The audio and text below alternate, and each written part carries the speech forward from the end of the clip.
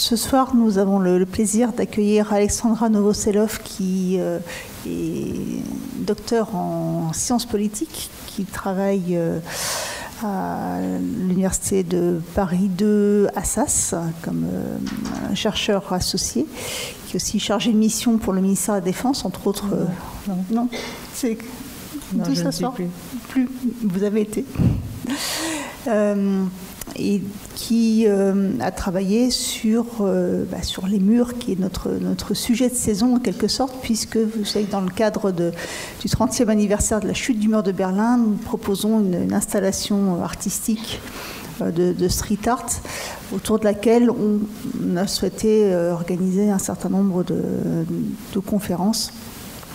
La dernière était sur le mur de Berlin proprement parlé. On va élargir un peu le propos ce soir. Donc une intervention assez courte et un échange avec ce public plus jeune que d'habitude, il faut bien le dire.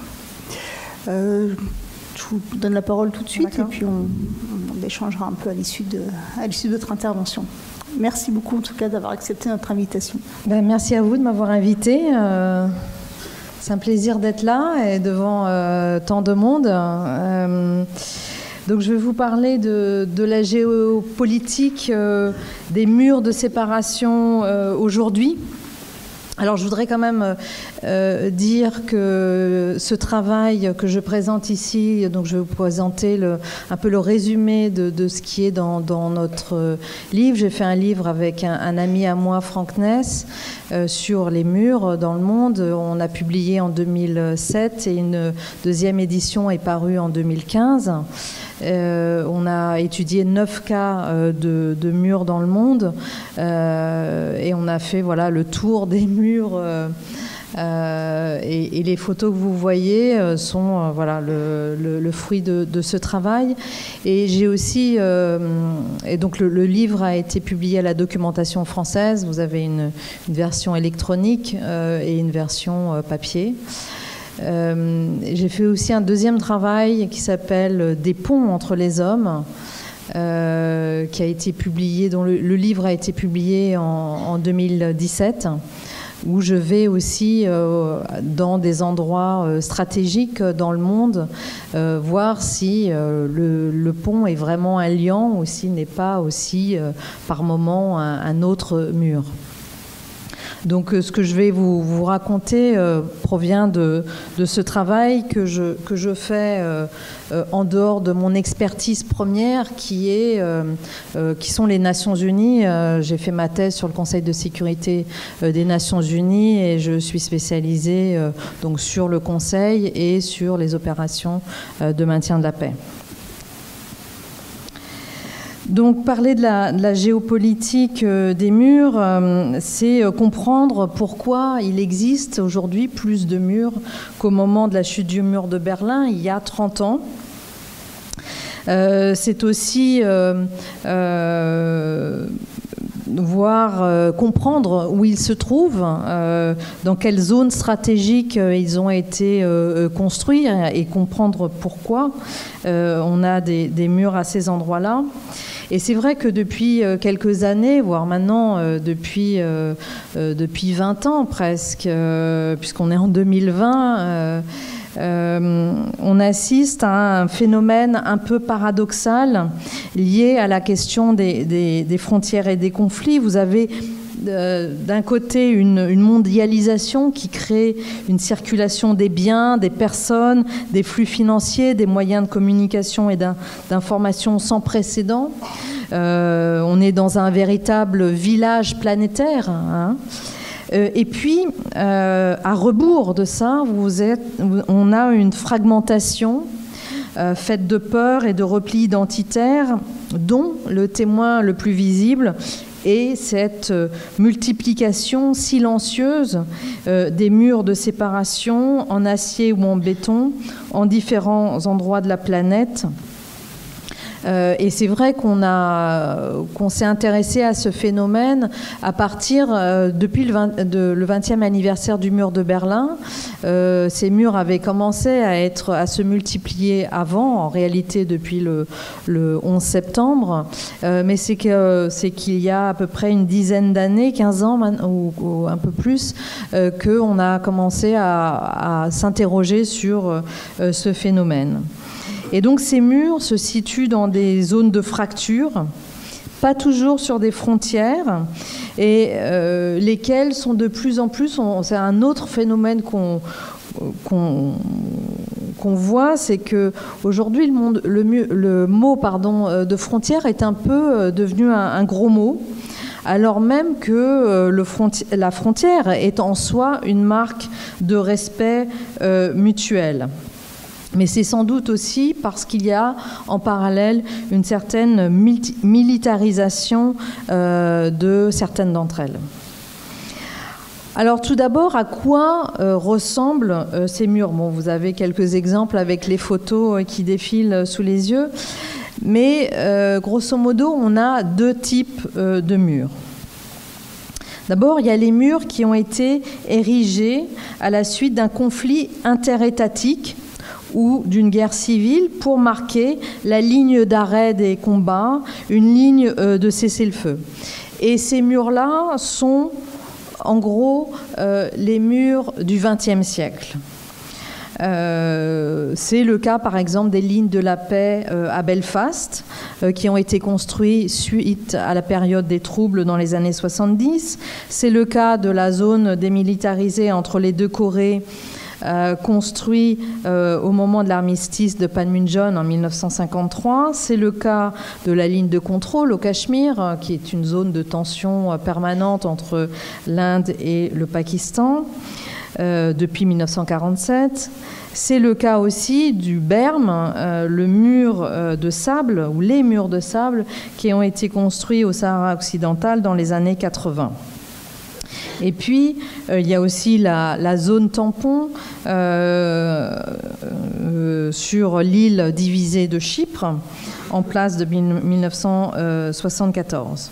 Et le mur de Berlin faisait partie, bien entendu, appartenait à cette catégorie de murs. Il était à la fois le marqueur d'une division arrangée entre puissances, c'était une ligne de partage entre deux mondes idéologiques bien distincts, et le signe d'une fermeture, bien entendu, empêchant les gens du bloc de l'Est de sortir. Ces murs-là ne sont pas des frontières, ou en tout cas, la plupart n'étaient pas des frontières, à part, bien entendu, le mur, le rideau de fer qui s'étendait de Stettin à Trieste. Puis il y a les murs les plus récents, qu'on appelle les murs du XXIe siècle, que certains ont appelé les nouveaux murs, et qui ont été construits, alors là, sur une frontière, la plupart du temps, pour tenter d'endiguer des phénomènes globaux comme l'immigration ou le terrorisme.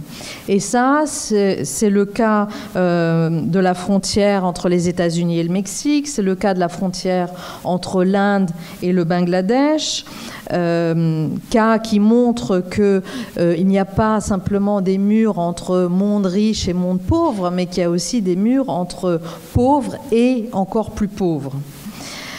C'est aussi le cas des murs qui ont commencé à être érigés sur les frontières de l'espace Schengen. Et puis, bien sûr, le mur en Palestine, qui, lui, a la caractéristique d'être construit sur une frontière qui n'est pas reconnue internationalement. Ces cas de murs que je viens de citer, je crois qu'il faut les distinguer des frontières fortifiées ou des frontières murées que certains géographes considèrent comme des murs et qui, du coup, qui donne lieu à des chiffres que je trouve un peu farfelus, de 60 à 70 murs dans le monde. Moi, je considère que que ces murs, que ces frontières fortifiées ne constituent pas des murs, que c'est pas parce que vous mettez un fil de fer barbelé sur une frontière que vous construisez un mur, même si c'est vrai certaines frontières sont sont vraiment fermées. C'est le cas, par exemple, de la frontière entre l'Arabie saoudite et l'Irak, la frontière entre l'Iran et l'Afghanistan, entre l'Inde et le Pakistan, entre la Chine et la Corée du Nord, mais on ne peut considérer que marquer une frontière revient à y construire un mur, et inversement, construire un mur, c'est plus que d'installer quelques barbelés sur la frontière. Alors, un mur, c'est tout d'abord une construction unilatérale, et c'est ce qui le distingue fondamentalement de la frontière qui est acceptée par les deux côtés, qui est issue d'un accord, d'une négociation. Donc cette construction unilatérale qui est un mur fait qu'il y a toujours un bon côté et un mauvais côté du mur. Un bon côté qui tente de minimiser les effets du mur et qui essaye de ne pas employer ce terme même, et un mauvais côté qui subit et qui tente de dénoncer cette existence. Un mur, cela se voit, et c'est en partie pour cela qu'on le construit. Les gouvernements veulent ainsi montrer qu'ils agissent, qu'ils prennent en compte les peurs exprimées par leurs concitoyens. Pour autant, et de manière un peu contradictoire, ces mêmes gouvernements ne souhaitent pas que le mur qu'ils construisent ne se voie trop. Et certains gouvernements ont même du mal à assumer leurs décisions en la matière, alors même que ce sont leurs concitoyens qui les a imposés à eux. Et ils préfèrent en conséquence utiliser d'autres termes qu'ils considèrent un peu plus neutres ou moins négatifs. Donc on parle de clôture, de sécurité, de barrière, mais en réalité, je crois qu'on joue un peu sur les mots, pas sur les murs, parce que le mot mur dit bien ce qu'il veut dire, c'est-à-dire une interdiction de passer à travers, une interdiction de franchir une ligne. Et le mur n'est pas simplement un édifice, une construction en tant que telle, c'est tout un système qui fait barrage, et c'est en cela, à mon avis, qu'il se distingue des frontières fortifiées évoquées juste avant. En résumé, un mur relève d'un projet politique et pas d'une simple construction. C'est un projet politique qui exprime le rejet et le contrôle. Ainsi, en Palestine, par exemple, la double barrière de sécurité électronique s'appuie sur tout un système de contrôle et d'obstacles, des barrières, des colonies, des routes interdites, des tunnels réservés, des zones militaires fermées, des points de contrôle fixes ou volants à travers toute la Cisjordanie. Et l'ensemble de cette forme une construction qui est tout aussi infranchissable que le mur de béton de 9 mètres de haut construit dans les grandes villes en Cisjordanie.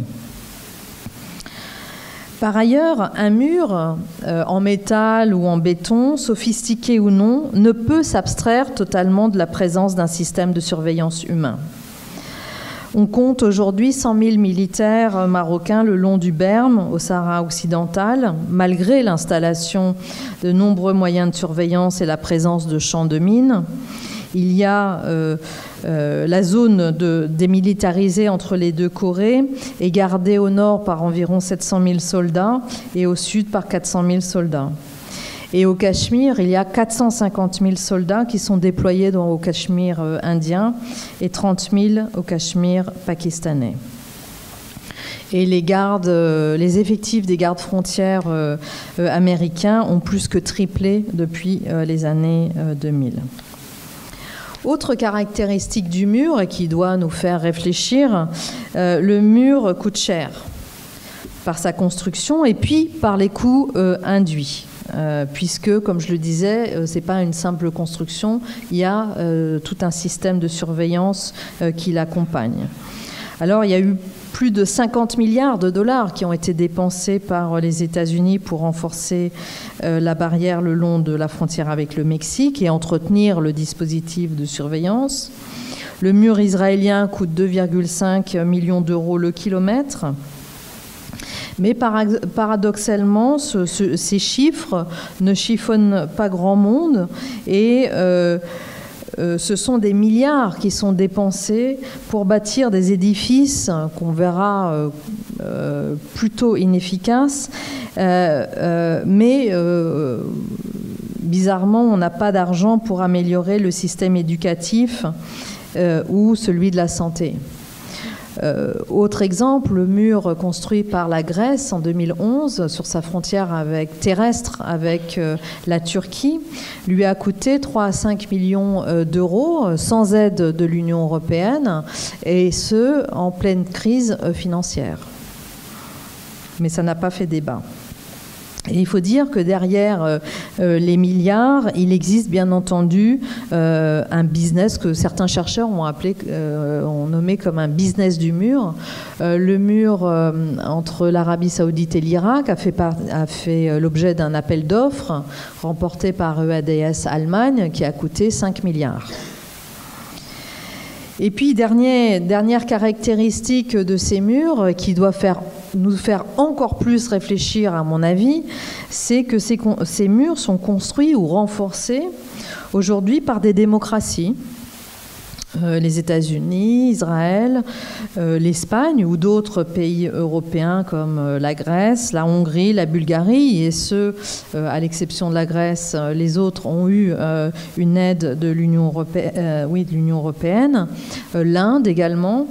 Et donc on voit bien la nécessité des dictatures de se barricader, mais pour les démocraties, la construction d'un mur pose, je pense, des questions de fond sur leur capacité à gérer des phénomènes globaux, sur les réponses faciles qu'elles donnent souvent à leurs citoyens et sur le rôle des médias dans l'information donnée au public. Alors, qu'est-ce qui pousse les hommes à se murer, voire souvent à s'emmurer ? Deux grandes fonctions on peut résumer la raison de la construction de ces murs par deux grandes fonctions qui ont toutes pour objectif de séparer, contrôler et interdire. Alors la première fonction, c'est bien sûr, et ça concerne principalement les murs de ce que j'ai appelé les murs du XXe siècle, c'est-à-dire maintenir un statu quo, voire consolider un gain territorial et définir des limites, des zones d'influence, pérenniser un fait accompli, ou geler une situation dans l'attente d'un règlement ultérieur, d'ailleurs de plus en plus hypothétique. Et ça, c'est le cas bien sûr de la péninsule coréenne, c'est le cas de Chypre, du Cachemire, bien sûr, du Maroc, du Sahara occidental. Et puis, effet aussi paradoxal, c'est que certains de ces murs restent même quand la paix a été signée, et c'est le cas des murs à Belfast depuis 1998. La paix a été, les accords du Vendredi Saint ont été signés en 1998, et aujourd'hui il y a tout autant de murs qu'alors, ce qu'on appelle les lignes de la paix, et les gens d'ailleurs se sentent rassurés par la présence de ces murs. La deuxième grande fonction, c'est la fonction de protection et de contrôle dans une logique sécuritaire de court terme. Ces dernières années, et en particulier depuis le 11 septembre, les murs se sont multipliés pour répondre aux nouvelles menaces, enfin en tout cas ce qu'on a considéré comme des nouvelles menaces, l'immigration, la pauvreté, le terrorisme. Et il s'agit de rassurer une opinion publique traumatisée ou inquiète et qui veut des résultats concrets et rapides. Et il s'agit pour les gouvernants de montrer à leur opinion qu'ils maîtrisent une situation et qu'ils répondent à la menace. C'est en quelque sorte une mise en scène de l'action de l'État, d'un État qui veut contrôler, qui dit avoir le contrôle, y compris sur des événements qui le dépassent largement. Ces deux fonctions de protection, de consolidation du fait accompli aboutissent, comme je l'ai dit, à un objectif ultime, à une réalité à la fois physique et symbolique, c'est-à-dire la séparation. On se protège en se séparant du pauvre, du dangereux, de l'inconnu, de celui à qui on ne veut plus avoir affaire, de celui qu'on ne veut plus voir. Et en ce sens, le mur marque l'asymétrie, matérialise un déséquilibre issu à la fois d'une séparation qui est voulue et subie. Et puis, on construit aussi des murs par facilité, par défaut, à défaut de réelle politique, à défaut de vouloir s'attaquer aux véritables problèmes, par paresse, par peur des sacrifices que cela pourrait entraîner. Car, à défaut de pouvoir ou de vouloir s'attaquer directement aux causes profondes de ce qu'on appelait les nouvelles menaces, par nature extrêmement complexe et multidimensionnelle, le choix est fait de tenter de les isoler ou de les contenir physiquement et de manière un peu dérisoire, voire illusoire, puisque ces menaces sont par nature globales et transnationales. Alors, toutes ces constructions, tout cet argent dépensé, tout ce personnel déployé le long des murs, on est en droit de poser la question de l'efficacité de ces dispositifs. Et bien entendu, ces murs paraissent des constructions un peu figées, mais en réalité, elles évoluent avec le temps et en fonction du contexte, de l'environnement et de l'action de ceux qui le défient au quotidien. Et en effet, les murs évoluent car ils sont constamment défiés par ceux qu'ils ciblent, par ceux qu'ils contraignent. Ils évoluent parce qu'aucun mur n'est en réalité réellement étanche. Ils comportent tous des trous et peuvent être contournés par des tunnels, par des roquettes ou en passant plus au large, si je puis dire, et en prenant plus de risques, en passant par le désert, en passant par la mer, en passant par des zones militaires. Et donc, le coût du contournement est de plus en plus élevé. Et c'est vrai que le mouvement des hommes n'aime pas être contraint par la construction d'un mur et on peut construire un mur de 15 mètres de haut, il y aura une échelle de 16 mètres qui apparaîtra pas loin et qui permettra de le franchir. On l'a vu, par exemple, à Ceuta et Melilla, ces enclaves espagnoles qui sont au nord du Maroc, où on a élevé le mur. D'abord, on avait 6 mètres, ensuite, on avait 9 mètres, ensuite, on a construit un fossé qui faisait 3 mètres, donc 12 mètres, et les gens, les subsahariens, ont franchi ces murs-là. Donc rien n'arrête la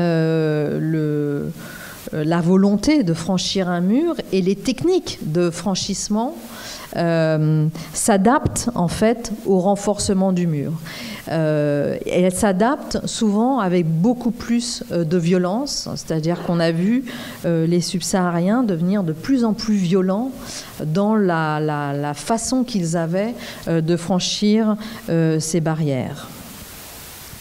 Et puis, au fond, il faut quand même le dire, par exemple en Palestine, ce n'est pas le mur qui a arrêté les attentats terroristes en Israël. C'est le changement de stratégie de l'autorité palestinienne et le renforcement des contrôles israéliens à l'intérieur de la Cisjordanie. Pareil, le long du mur entre les États-Unis et le Mexique, ce n'est pas la militarisation de la frontière ni le renforcement du mur qui a arrêté le flot de migrants passant par là. C'est l'augmentation, bien entendu, du niveau de vie au Mexique et l'apparition, le développement d'une classe moyenne au Mexique. C'est aussi la crise économique américaine qui, du coup, a fait baisser le nombre de candidats. Et puis, c'est, bien entendu, une application plus stricte des lois sur l'immigration. Mais ce n'est pas le mur en tant que tel. Et souvent, les murs, on l'a vu par exemple en Europe, les murs n'ont fait que déplacer les routes de l'immigration. Par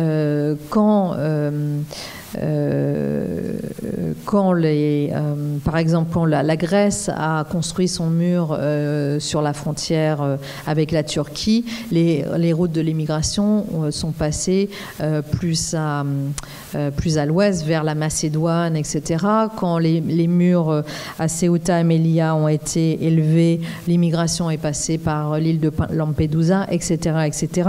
Toujours en prenant davantage de risques, bien entendu. Et aujourd'hui, l'un des défis des autorités espagnoles à Ceuta et Melilla, par exemple, c'est les gens qui veulent en fait traverser la Méditerranée sur les ferries, un peu comme ce qui se passe à Calais chez nous. Et on voit aussi de plus en plus de gens qui, comme à l'époque au moment du mur de Berlin, se cachent dans des voitures. Et ils passent comme ça la frontière. Donc on le voit, enfin j'essaye de vous convaincre ou de vous dire que jamais un mur n'apportera une solution au problème qu'il est censé traiter. Bien au contraire, en réalité, on s'aperçoit qu'il complique la solution qui pourrait être apportée soit aux conflits qui sont là, soit aux crises, soit encore pire aux menaces. Et en réalité, le mur est un piège parce qu'il impose en fait une vision binaire à des problèmes infiniment complexes. Et du coup, les gens se sentent sécurisés par un mur, comme c'est le cas à Belfast, mais en réalité, ils ne font que repousser la réconciliation, la paix. Aujourd'hui, il n'y a à Belfast que 5% des élèves qui vont dans des écoles non religieuses.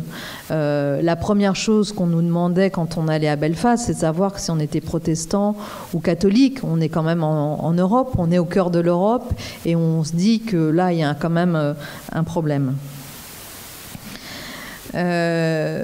Donc il y a un piège, autant pour ceux qui sont censés être protégés que pour ceux qui ont pour objectif de maintenir à l'extérieur.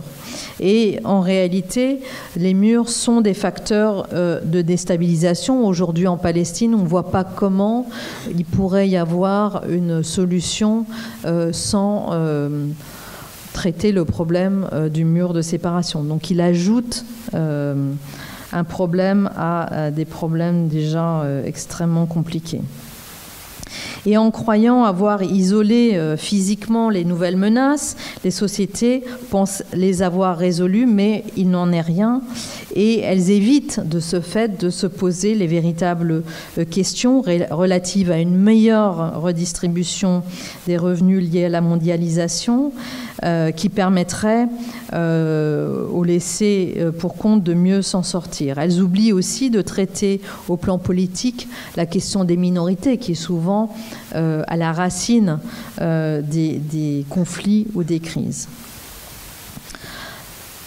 Pour conclure, même si sur le long terme, les murs sont tous, comme les empires, voués à disparaître ou à devenir obsolètes, cela ne les empêche pas d'avoir pour les décennies à venir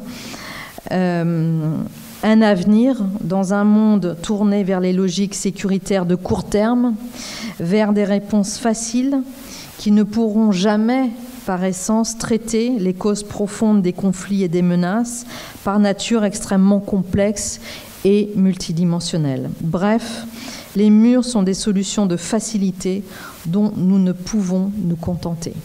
Merci pour votre attention.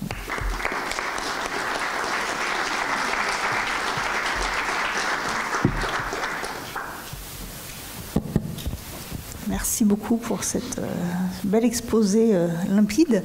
Est-ce que vous pouvez nous dire un peu comment vous avez été reçu quand vous êtes allé enquêter sur place et prendre ces photos qui sont très très chouettes d'ailleurs? Merci. Alors ça dépend des lieux.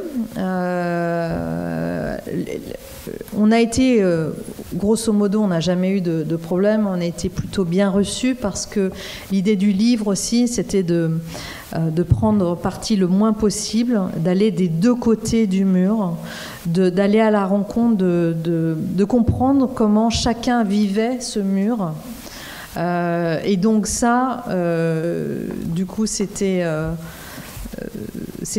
plus recevable d'une certaine manière, y compris pour les défenseurs du mur. On a vu des gens un peu hardcore qui défendaient bec et ongle la construction du mur. Mais du coup, voilà, ça a intéressé les gens qu'on a pu rencontrer dans ces différents lieux. Oui, bonsoir et merci. J'avais d'une part une remarque, puis d'autre part une petite question. La remarque, c'est sur les murs et l'esthétique.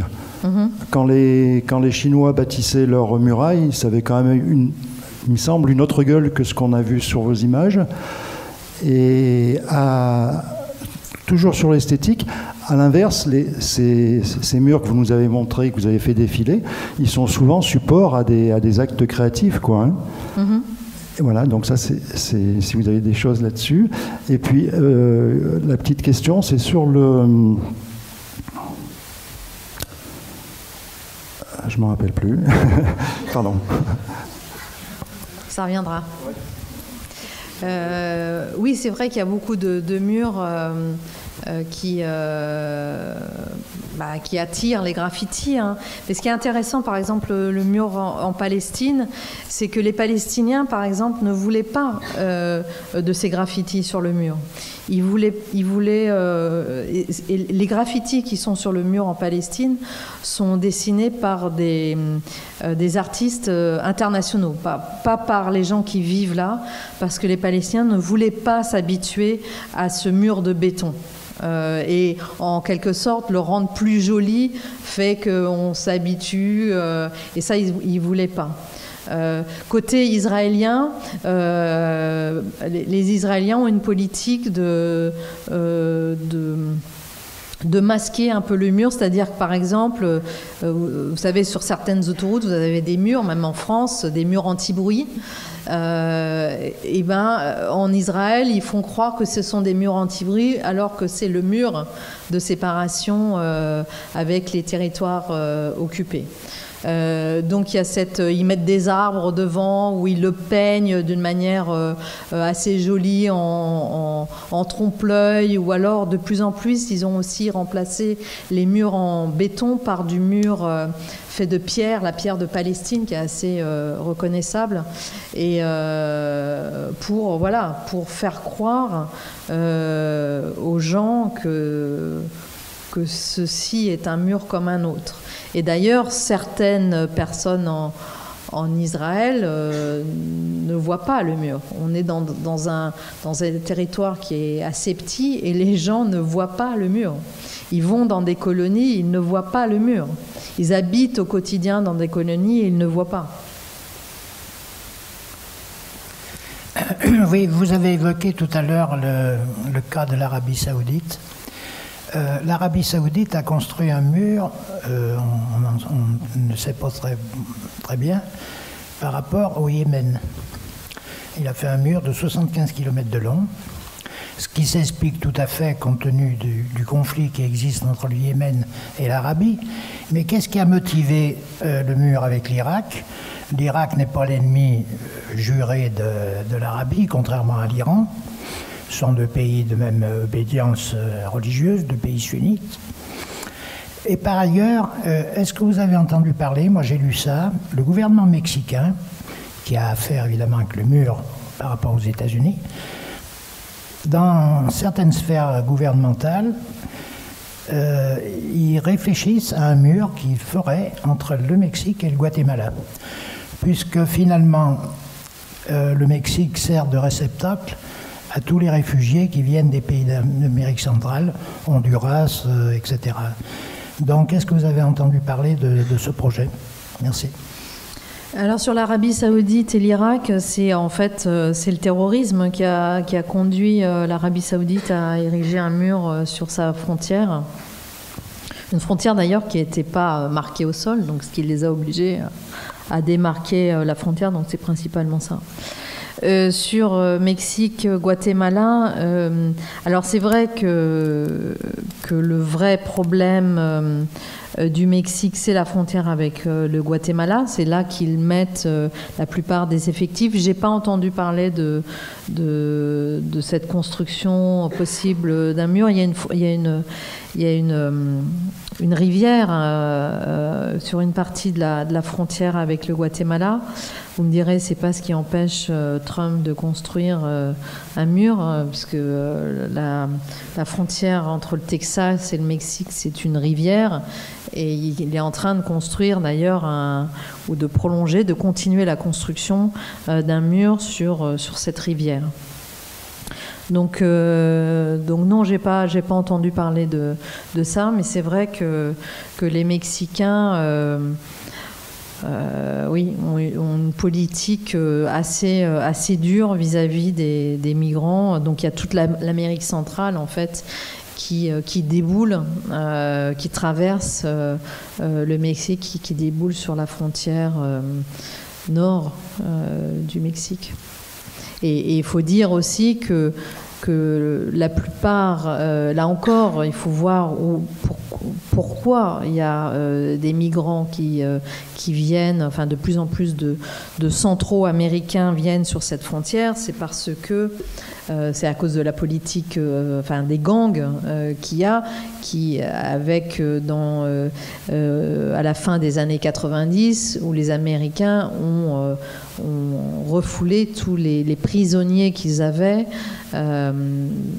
vers leur pays d'origine, et donc voilà, en réalité ils ont créé un problème en refoulant ces prisonniers vers ces pays-là.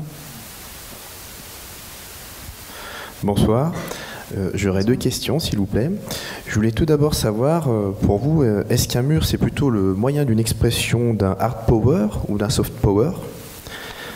Ça, c'est un peu philosophique.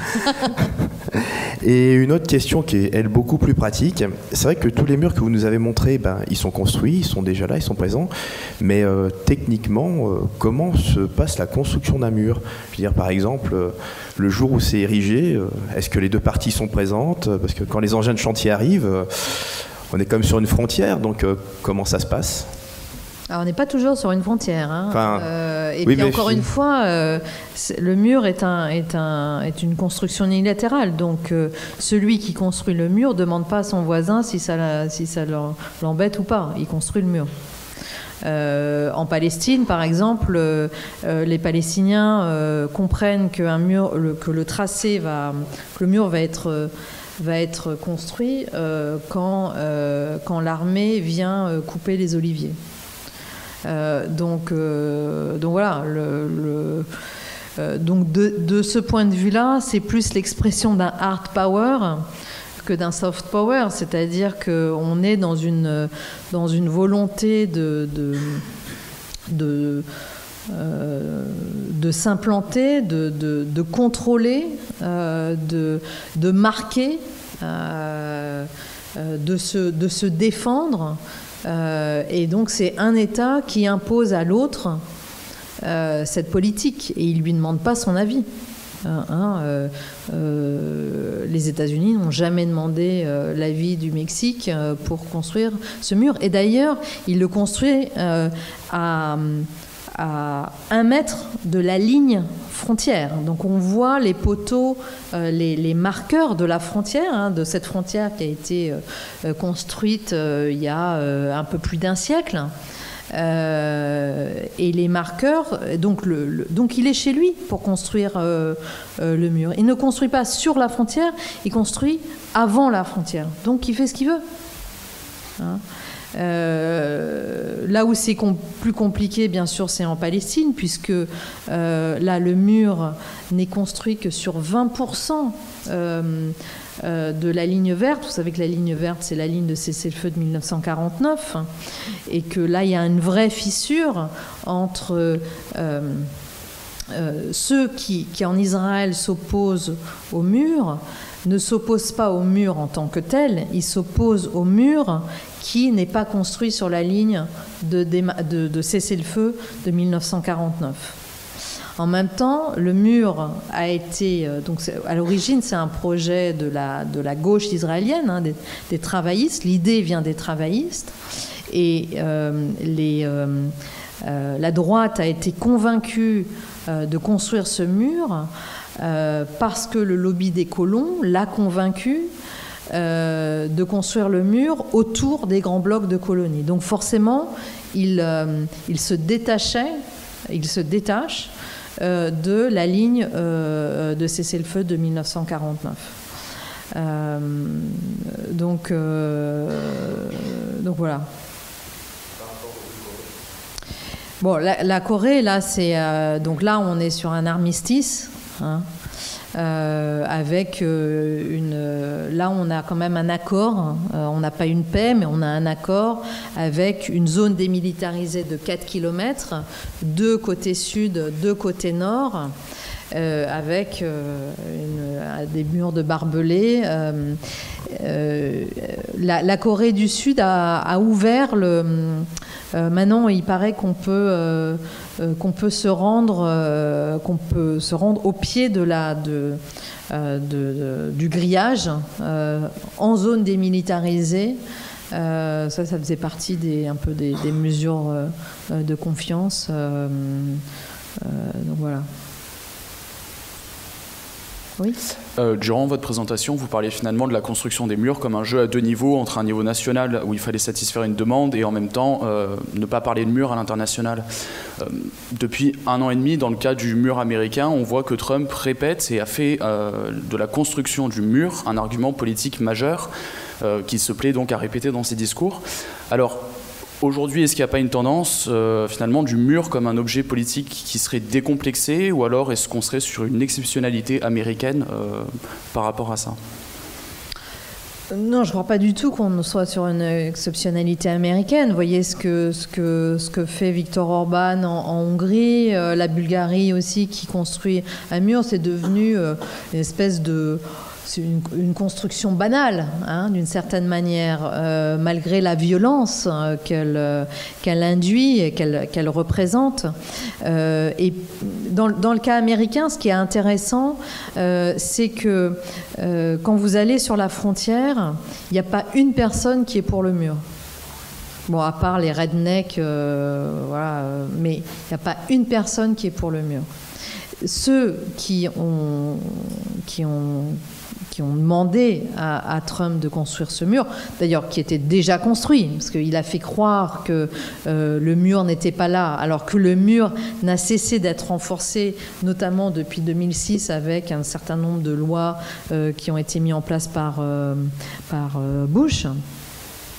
Et donc c'est les gens qui habitent au Tennessee, au Kentucky, en Iowa, etc. Donc ils sont très très loin et qui forment l'électorat, bien entendu, le noyau dur de Trump, qui sont pour ce mur, mais ils n'ont jamais été à la frontière.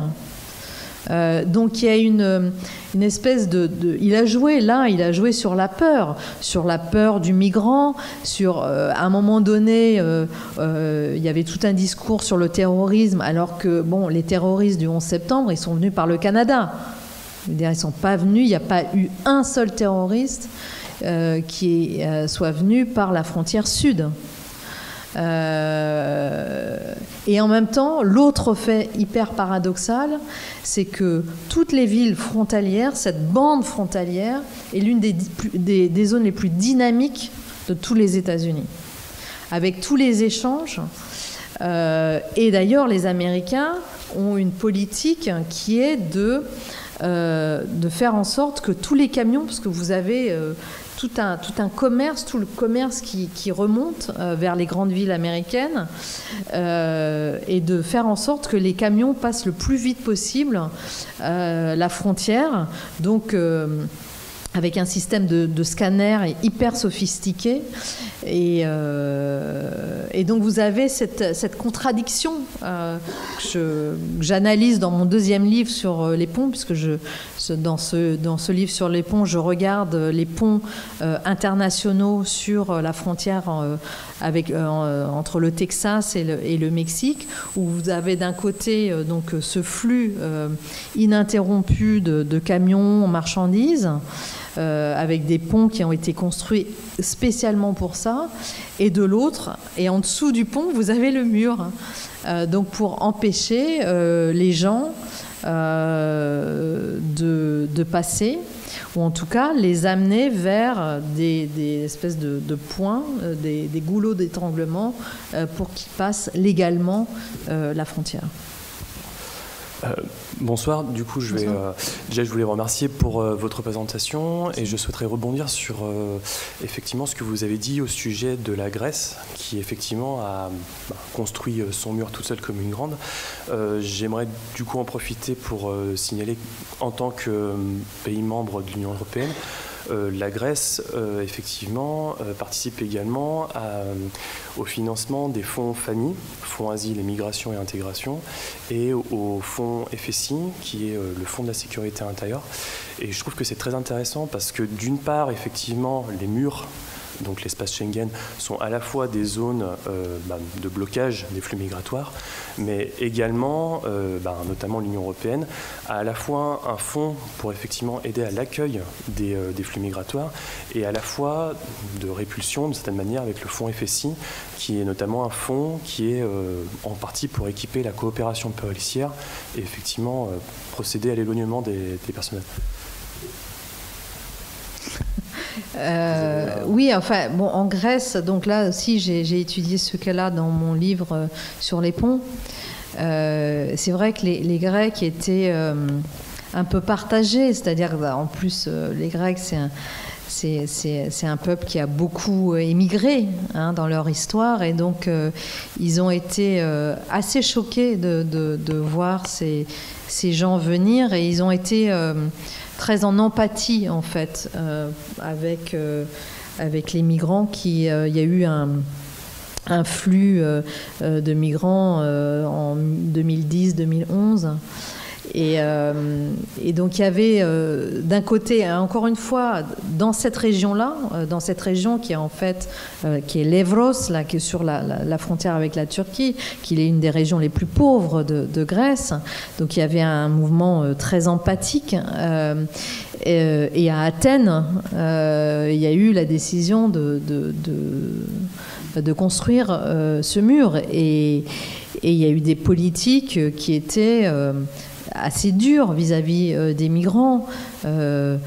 Quand on a voulu aller voir des centres d'accueil, on n'a jamais eu l'autorisation pour aller à l'intérieur d'un centre d'accueil. Et d'ailleurs, de manière générale, au mois d'octobre, j'étais à Ceuta Melilla à nouveau, alors qu'il y a 5 ans, on m'avait donné l'autorisation d'aller rencontrer les migrants dans les centres d'accueil. Là, ils étaient complètement fermés. Donc il y a cette contradiction véritablement entre parce qu'on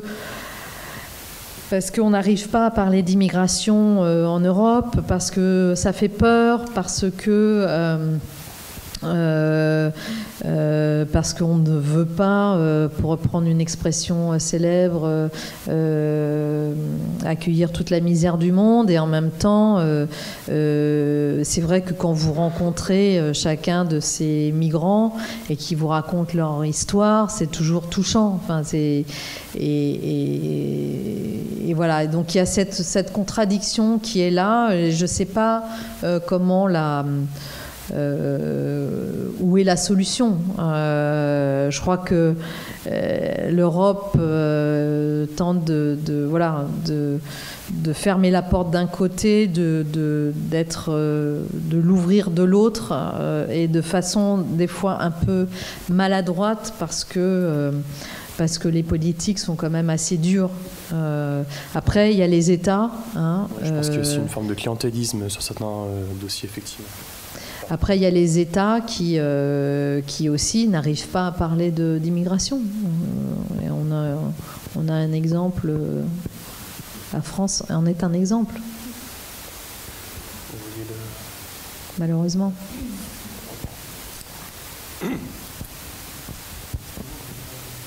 Ah, arrive.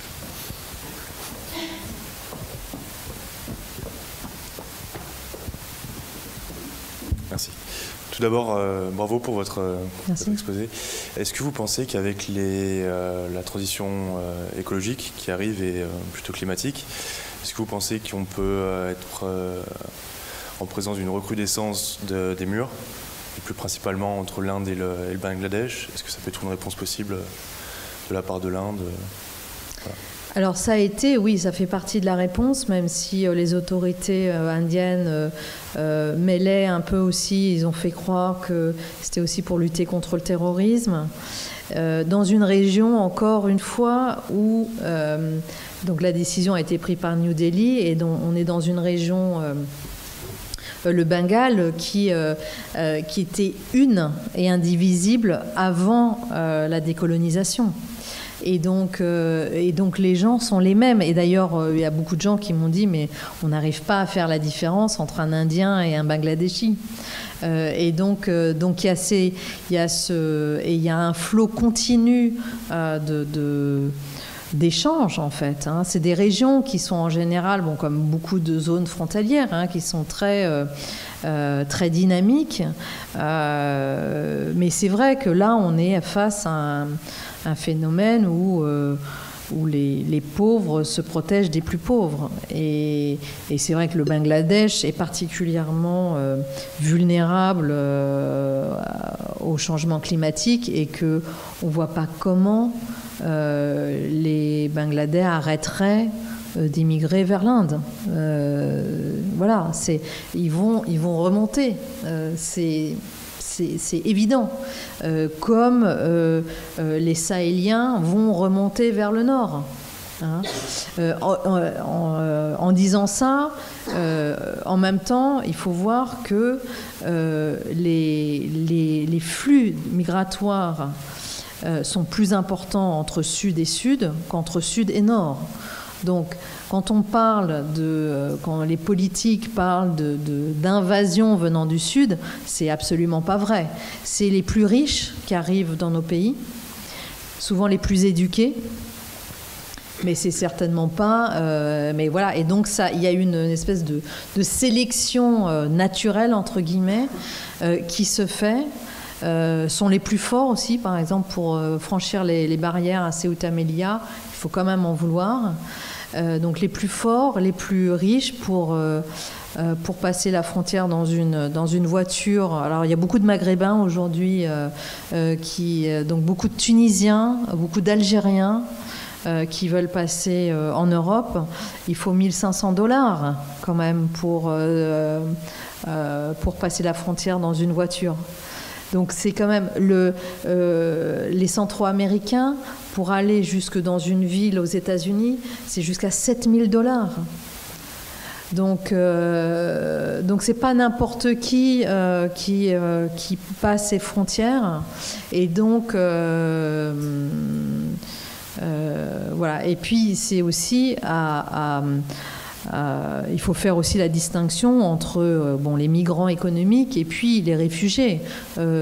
Les Syriens, en tout cas la première vague de Syriens qui est arrivée en Europe, c'était parmi les plus éduqués. Ils avaient tous un master. Ouais.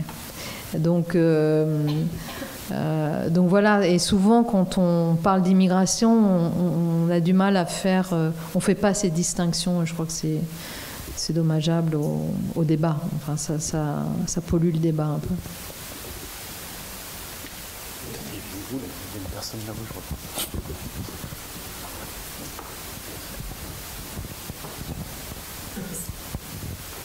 Bonjour. Vous avez parlé rapidement du mur de la Hongrie.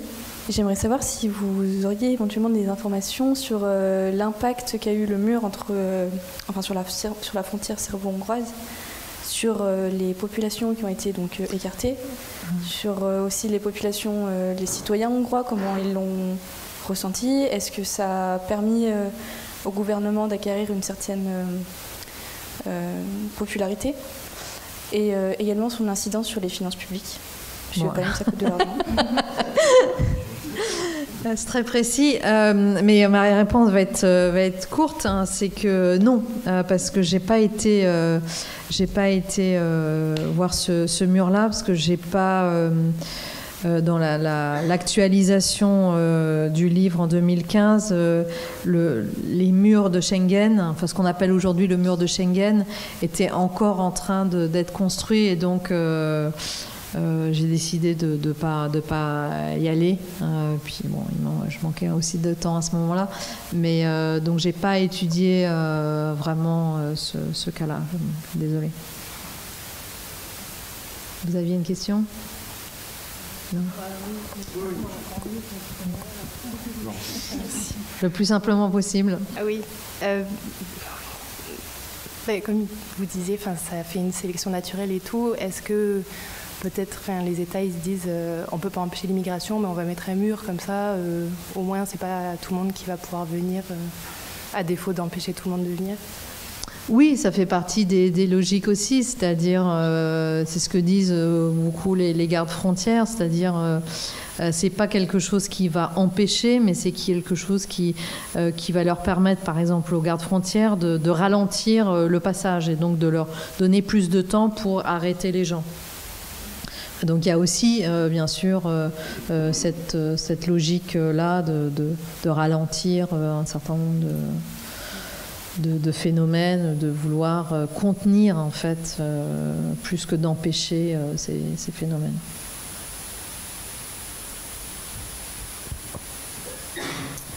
Merci. Donc tout d'abord, merci. Alors moi, j'avais plus une question vis-à-vis de la communauté internationale.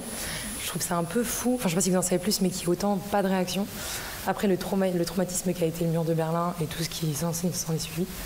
Du coup, est-ce que vous auriez un peu des détails ou des exemples des réactions qu'il y a pu avoir, ou vraiment juste on fait comme s'il ne se passait rien du tout C'est vrai que j'ai eu un peu la même réaction que vous. C'est-à-dire qu'en novembre dernier, j'étais invitée, j'étais en Belgique parce qu'il y avait une exposition de certaines de mes photos là-bas, et j'ai fait des plateaux télé, des radios, etc. Et j'ai été assez frappée par le fait que, on parlait du mur de Berlin, mais on évoquait très peu la situation, le fait qu'il y a plus de murs aujourd'hui qu'au moment de la chute du mur de Berlin, et qu'on n'interrogeait pas du tout cette situation. Ça m'a vraiment frappée à ce moment-là. Et je pense que d'abord, il y a une espèce d'apathie générale vis-à-vis de tout ça. Je pense qu'on s'est habitué finalement depuis le 11 septembre à ces logiques sécuritaires. Quand je dis que on peut dépenser des milliards pour bâtir ces murs et qu'il n'y a pas on ne questionne pas du tout les budgets des États. Je veux dire, ça ne pose aucun problème. Par contre, dès qu'il faut construire une école, il y a tout de suite... Donc, je crois que oui, on s'est un peu habitué à cette logique-là. Et puis, il y a aussi ce sentiment, sans doute partagé par beaucoup, que finalement, ça nous dépasse un peu. Et puis, il y a aussi le fait que tout de suite, on parle de terrorisme. Donc pareil, dès qu'on parle de terrorisme, c'est un peu la réponse à tout. Et on a du mal à interroger, à comprendre pourquoi il y a ces mouvements terroristes. Et tout de suite, on nous accuse d'être complices quand on essaye de comprendre. Et donc je pense que ça rebute les gens. Donc je crois que c'est un mélange de tout ça qui fait que j'ai été frappée comme vous par cette espèce de... Voilà, on se dit, on constate le fait, mais on ne le dénonce pas vraiment. Ouais. Malheureusement, oui, c'est triste. Oui.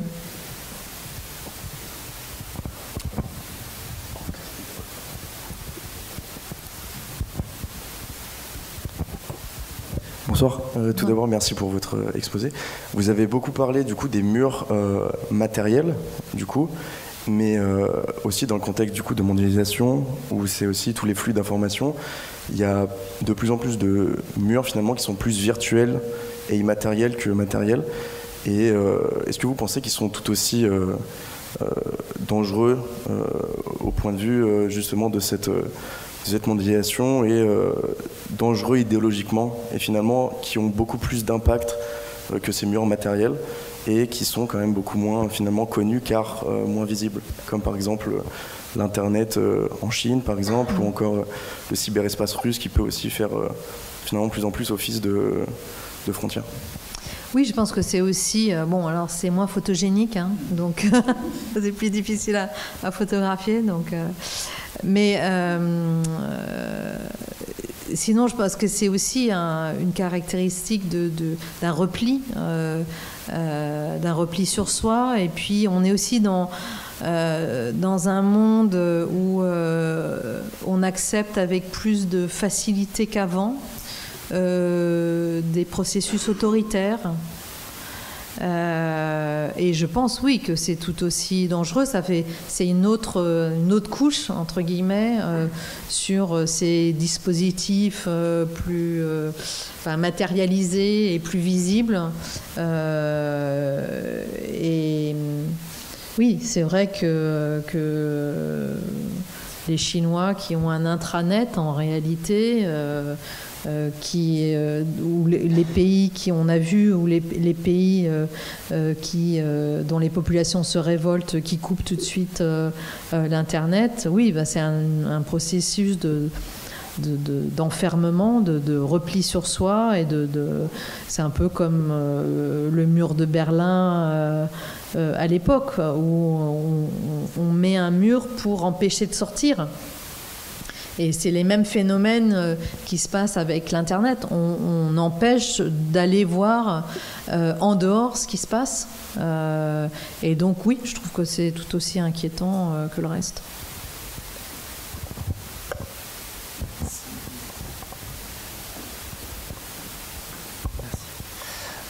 Bonsoir. J'aimerais savoir, j'ai une question sur... vous disiez que les murs, la construction des murs, c'était une solution facile. Et j'aimerais savoir, c'est facile, mais de ce que j'ai compris, ça coûte relativement cher à faire. Donc en quoi c'est facile ? Parce que ça nous évite ça évite aux gouvernants de traiter du vrai problème, de traiter du conflit, des racines du conflit. Il est plus facile de construire un mur en Palestine que de faire la paix entre Palestiniens et Israéliens. On construit un mur pour dire ces gens-là, on ne veut plus les voir, on ne veut plus avoir affaire à eux, et d'ailleurs on ne veut même plus négocier avec eux. Donc c'est facile, ça coûte cher, mais comme personne ne fait attention, voilà. Oui, je voulais revenir sur... je voulais donc aborder d'autres types de murs qu'on trouve par exemple autour de certains lotissements, dans des pays bien démocratiques, en particulier pour protéger des habitations occupées par des gens donc relativement aisés financièrement. Et on a aussi de plus en plus donc, d'immeubles de tout type qui sont équipés de digicode et autres interphones. Hein, moi qui suis un peu vieux, j'ai vu apparaître ça tout doucement. Et dernier exemple, à Lyon, on est bien placé aussi pour savoir que c'est de plus en plus difficile de trabouler dans les immeubles anciens.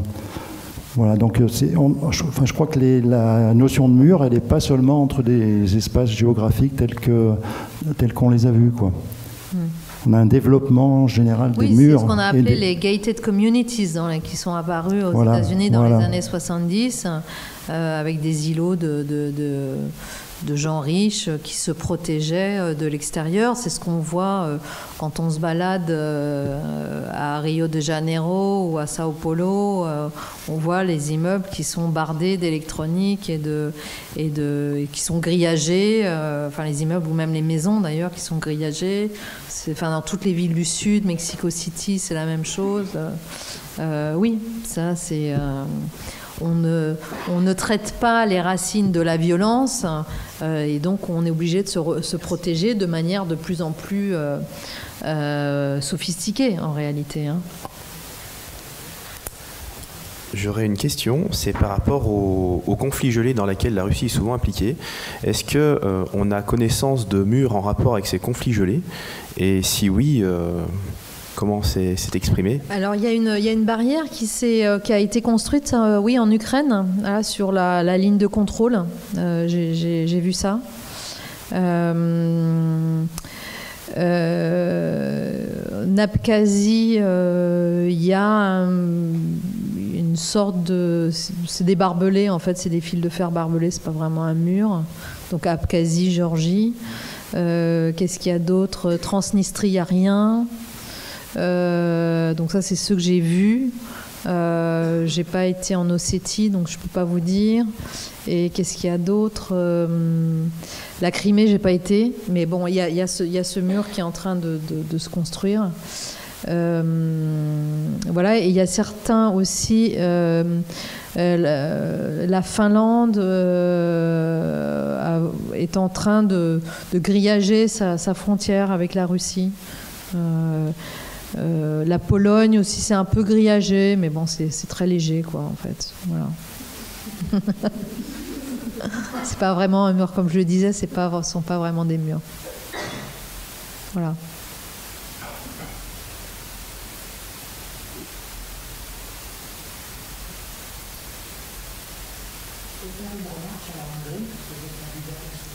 Ah, bah si vous voulez.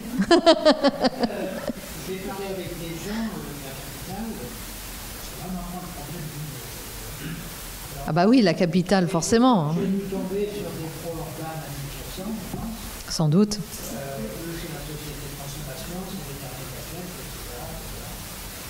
Maintenant, dans les régions frontalières, oui, on voit le phénomène sur l'ensemble des cas, c'est que la capitale décide contre la vie des frontaliers, en fait. Et le mur complique la vie des frontaliers.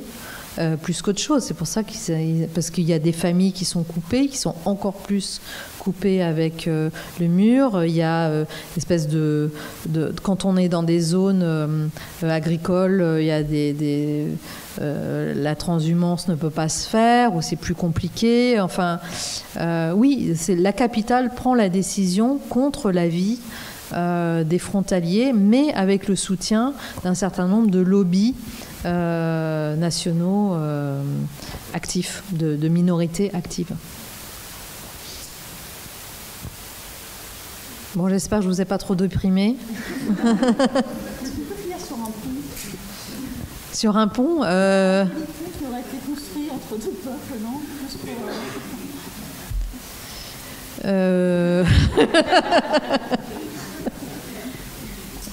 Je ne sais pas, parce que le livre sur les ponts dans des zones stratégiques, c'était aussi pour montrer que des fois, quand le pont est le seul lien, le seul moyen de passer la frontière et qu'il est fermé, bah, ça devient un mur. Et contrairement à l'idée qu'on se fait du gentil pont, vous voyez. Il y a des ponts de l'amitié, mais les ponts de l'amitié, par exemple, donc les ponts de l'amitié, c'est sur la frontière entre le Tadjikistan et l'Afghanistan. Quand j'y étais, les ponts étaient tous fermés parce que c'était pas de bol. Parce que les talibs étaient en train de prendre Kunduz et donc alors même que c'était des ponts qui avaient permis le désenclavement de cette région très pauvre, notamment côté afghan, où ils ont construit des marchés transfrontaliers qui permettaient à ces gens vraiment d'améliorer leurs conditions de vie. À ce moment-là, ces ponts étaient fermés parce que pour des raisons de sécurité. Et donc ça posait vraiment des problèmes pour les gens qui venaient régulièrement vendre leurs biens ou le fruit de leur récolte. Voilà. Je ne sais pas si c'est plus positif. En tout cas, merci beaucoup pour ce débat, vos questions et votre attention.